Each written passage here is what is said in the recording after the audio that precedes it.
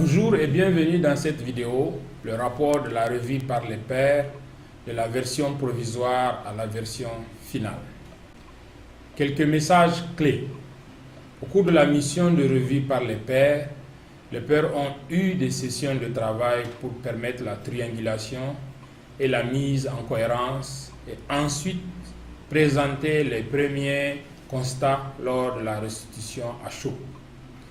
C'est ce qu'on vous explique dans la vidéo 3 de votre boîte à outils.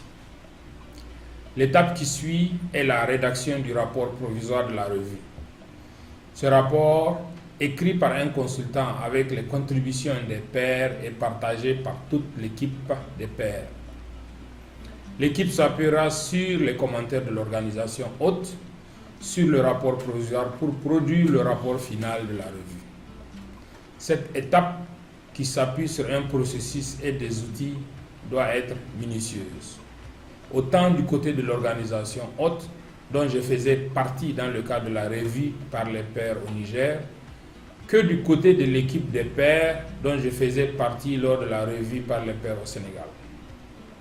Nous allons vous présenter les principales étapes de production du rapport provisoire et final de la revue par les pairs et vous donner quelques conseils. En tant que pair d'équipe de revue au Niger, je vais vous présenter les étapes clés de rédaction du rapport provisoire. Première étape, s'appuyer sur les constats émis et les discussions que vous avez eues lors de la restitution au chaud. Ceci étant votre premier niveau de synthèse. S'appuyer sur les notes journalières, très important pour l'élaboration du premier draft du rapport. Elle permet de retrouver des arguments, des illustrations, des précisions.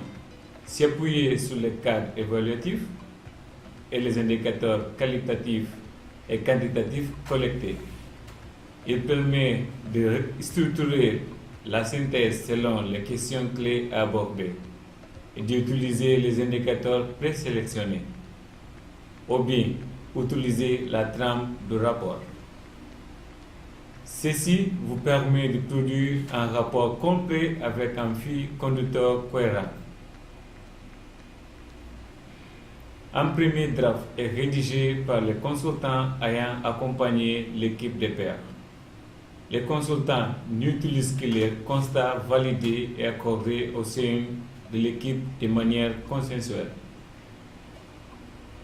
Il met ensuite ensemble tous les éléments recueillis par les pairs, toutes les analyses et constats avancés lors du processus. Mise en cohérence, triangulation, premier niveau de synthèse, etc. Il retourne lors c'est nécessaire dans la documentation analysée pour consolider les constats, mais aussi pour alimenter les parties plutôt contextuelles. Une fois le premier draft stabilisé, il est soumis à la révision et validation de l'équipe des pairs. Pour parvenir à la validation, plusieurs étapes pouvaient être nécessaires.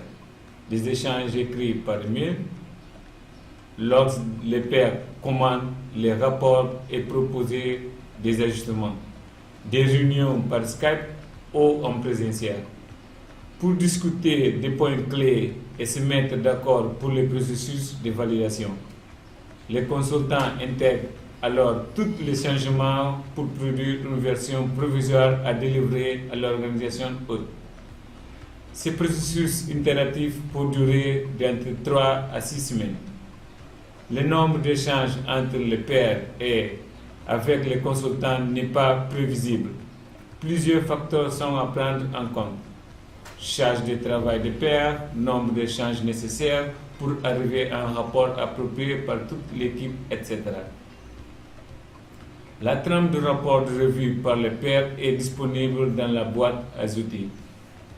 Ces sections se concentrent principalement autour de l'approche méthodologique, les contextes d'intervention, une brève présentation du projet et de l'organisation de mise en œuvre.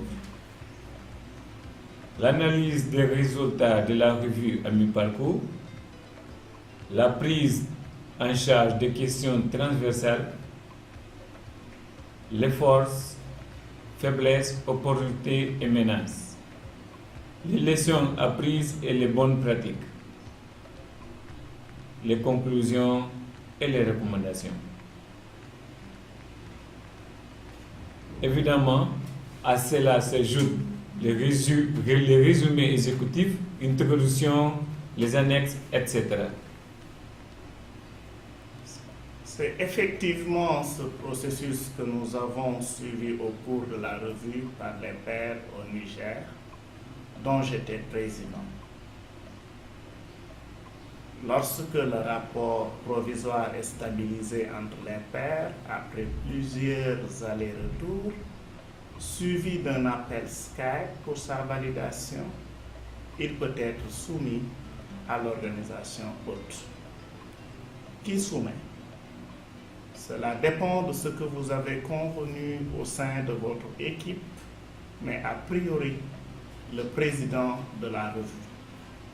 Comment?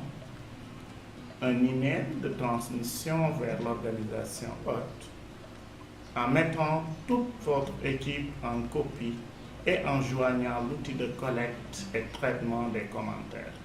En principe, l'organisation hôte a 2 semaines pour lire et partager ses commentaires avec l'équipe de la revue. Nous étions très impatients de recevoir le rapport avec mes collègues au Niger. Nous l'avons lu attentivement et avons utilisé l'outil de collecte des commentaires pour les rassembler de manière précise et structurée. Cet outil vous permet de lister et identifier les commentaires, chapitres, pages, de préciser si le commentaire concerne le fond ou la forme, de détailler en texte libre le commentaire, voire une proposition de reformulation. Nous avons pris soin de rassembler en un seul document les commentaires consolidés de tous nos personnels impliqués et des autres organisations de mise en œuvre du projet au Niger. Et vous nous les avez renvoyés dans les délais. Qu'avons-nous fait ensuite? Chaque commentaire a été traité et chaque traitement a été expliqué dans l'outil de collecte et de traitement des commentaires. Ceci permet un suivi détaillé. En principe, les commentaires de forme sont pris en compte. Pour les commentaires de fond, il y a 2 situations possibles. Les pairs sont d'accord pour prendre en compte le commentaire et alors une notification est apportée au rapport.